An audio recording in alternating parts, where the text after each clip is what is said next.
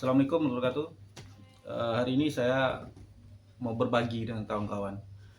Saya dapat cerita, jadi salah satu tetangga di dekat komplek tempat saya tinggal melakukan kekerasan kepada anaknya. Anak perempuannya lagi umur paling sekitar 7 atau 8 tahun.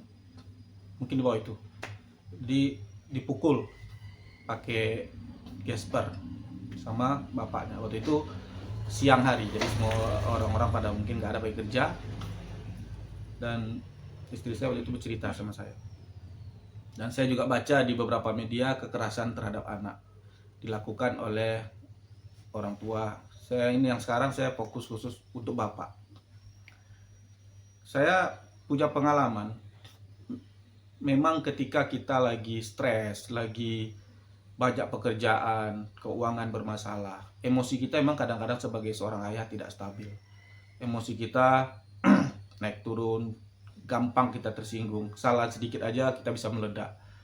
Tapi tidak tidak fair kita lampiaskan kepada anak kita. Apa salahnya anak? Anak mungkin anak enggak paham. Kita capek tuh anak enggak paham. Pengalaman saya capek pulang kerja, lagi ada masalah, banyak masalah, mungkin target tidak tercapai, habis dimaki-maki sama bos.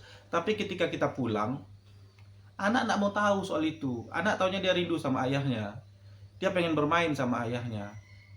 Kadang jujur ya, anak saya yang paling kecil tuh cerewetnya nauzubillah min dzalik. Ada aja ditanyain. Kita baru pulang, masih capek.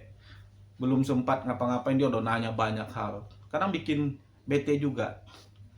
Tapi ingat, untuk apa kita bekerja?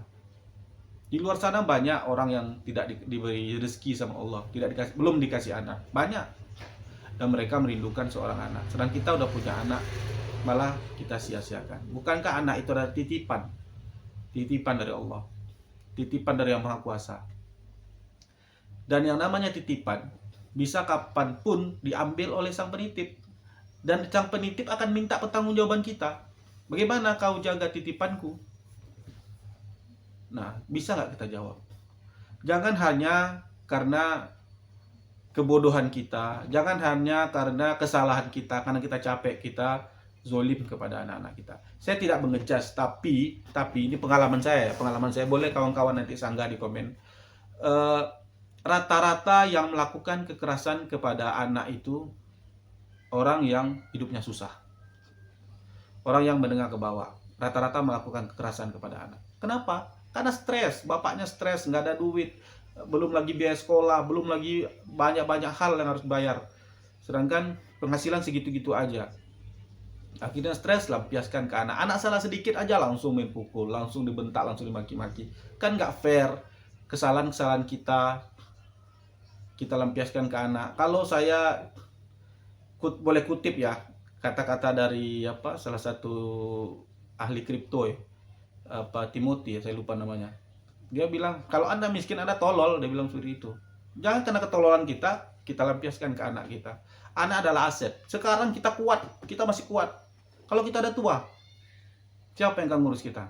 Anak-anak kita. Siapa yang melanjutkan nama kita? Anak-anak kita. Jadi sesusah apapun hidup kita, kalau pikiran Anda belum stabil dari kantor, saran saya jangan pulang dulu. Jangan pulang dulu. Kita sama-sama karyawan, kita sama-sama merasakan bagaimana tekanan di kantor. Makanya saya berani bicara seperti ini, karena saya melihat banyak contoh. Saya paling tidak suka ya, anak-anak kecil dipukulin, Baru-baru ini saya lihat anaknya dikejar. Anaknya perempuan seumuran anak saya yang paling kecil, dikejar pakai gesper sama bapaknya. Saya pelototin bapaknya. Akhirnya berhenti. Karena kan kalau saya ikut campur kan saya bisa kena undang-undang ikut campur urusan orang itu. Tapi saya memang tidak suka. Saya tidak suka Anda melampiaskan ketololan Anda tadi. Kalau boleh saya mohon maaf kata-kata yang kasar, tapi saya kutip kata-katanya dari ahli Bitcoin katanya kan. Karena kebodohan Anda miskin, Anda lampiaskan ke anak-anak Anda. Anak-anak Anda adalah titipan dari Yang Maha Kuasa. Jaga dia baik-baik. Jangan sampai yang menitip marah kepada Anda dan murka kepada Anda, hingga di hari pertanggungjawaban Anda nggak bisa menjawab pertanyaan dari sang penitip. Jadi sekali lagi buat kawan-kawan semua, khususnya karyawan rendahan, sama kita karyawan rendahan, jangan sampai masalah di kantor Anda bawa sampai ke rumah, Anda hakimi anak-anak Anda pukul anak-anak Anda. Kalau Anda rasanya emosi, mending diam aja, cuekin dulu, pergi dulu sana anak. Kalau saya bilang gitu, pergi dulu, jangan ganggu ayah dulu. Daripada nanti Anda terlepas emosi, terpukul anak Anda, ternyata hari itu hari apes, mati anak Anda hari itu, Anda masuk penjara, Anda menyesal seumur hidup. Dan apa yang harus Anda sampaikan kepada Allah yang menitipkan anak kepada Anda? Gak bisa jawab kita nanti kan. Jadi sekali lagi kawan-kawan, apapun masalah yang kita hadapi di kantor, apapun yang masalah kita hadapi di luar, usahakan jangan dibawa ke rumah. Kita sebagai suami, sebagai kepala rumah tangga, mungkin ya itulah, benar kata orang, laki-laki itu ditakdirkan untuk bekerja, lalu mati. Salam karyawan.